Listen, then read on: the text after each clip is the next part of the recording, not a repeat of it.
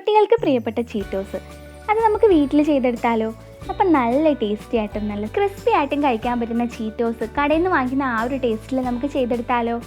അതിനായിട്ട് ഒരു പാനിലേക്ക് നമുക്ക് 1/4 കപ്പ് അളവിൽ കടലമാവ് ചേർത്ത് കൊടുക്കാം.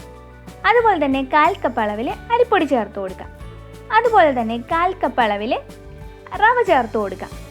ഇനി ഇതെല്ലാം കൂടി ഒന്ന് സ്പൂൺ വെച്ചൊന്ന് നന്നായിട്ട് മിക്സ് ചെയ്തിട്ട് നമുക്കിതിലേക്ക് 1 കപ്പ് അളവിൽ വെള്ളം ഒഴിച്ചു കൊടുക്കാം. ഇനി ഇതെല്ലാം കൂടെ ഒഴിച്ചിട്ട് നന്നായിട്ട് മിക്സ് ചെയ്തിട്ട് നമുക്ക് ഫ്ലെയിം ഒന്ന് ഓൺ ചെയ്ത് കൊടുക്കാം. മീഡിയം ടു ഹൈ ഫ്ലെയിമിൽ ഇട്ടിട്ട് ഇത് കുക്ക് ചെയ്തെടുത്താൽ മതിയാവും. നമുക്ക് ഫ്ലെയിം ഒന്ന് ഓൺ ചെയ്തിട്ട് ഇനി ഇത് കൈവിടാതെ തന്നെ ഒന്ന് പെട്ടെന്നൊന്ന് ഇളക്കി കൊടുക്കണം. ഈ മൂന്നും നല്ല പോലെ ഒന്ന് മിക്സായി നല്ല പോലെ വെന്ത് വരുന്നവരെ നമുക്ക് ഇളക്കി കൊടുക്കാം. ഇതിലേക്ക് 1 സ്പൂണ് സൺഫ്ലവർ ഓയിലോ കോക്കനട്ട് ഓയിലോ ചേർത്ത് കൊടുക്കാം.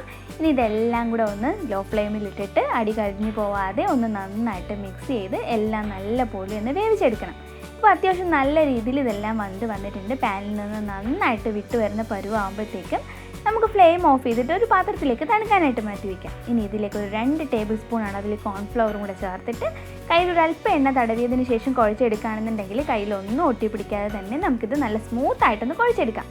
ഇനി ഇതിൽ നിന്ന് ഓരോരോ ചെറിയ ബോളുകളായിട്ട് ഇതുപോലെ ഉരുട്ടിയെടുക്കുകയോ ഇപ്പം മാവെടുത്ത് നീളത്തിന് പരത്തിയതിന് ശേഷം ചെറിയ പീസുകളായിട്ട് കട്ട് ചെയ്തതിന് ശേഷം നമുക്കിതുപോലെ ബോളായിട്ട് ഉരുട്ടിയെടുക്കുകയോ ചെയ്യാം.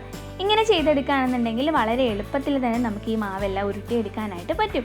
എല്ലാം ബോളായിട്ട് ഉരുട്ടിയെടുത്തതിന് ശേഷം നമുക്ക് ഫ്രൈ ചെയ്തെടുക്കുകയാണെന്നുണ്ടെങ്കിൽ പെട്ടെന്ന് ചെയ്തെടുക്കാനായിട്ട് പറ്റും.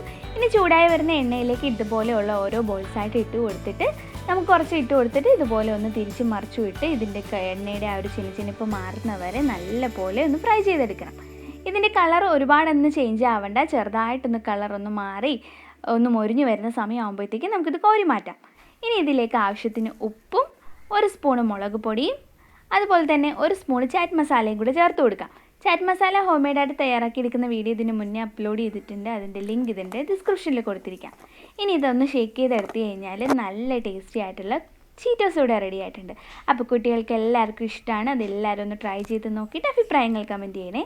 അതുപോലെ ഇതുവരെ എൻ്റെ ചാനൽ സബ്സ്ക്രൈബ് ചെയ്യാത്തവരൊന്ന് സപ്പോർട്ട് ചെയ്തേക്കണേ. അപ്പോൾ പുതിയ വീഡിയോ ആയിട്ട് വീണ്ടും കാണാം.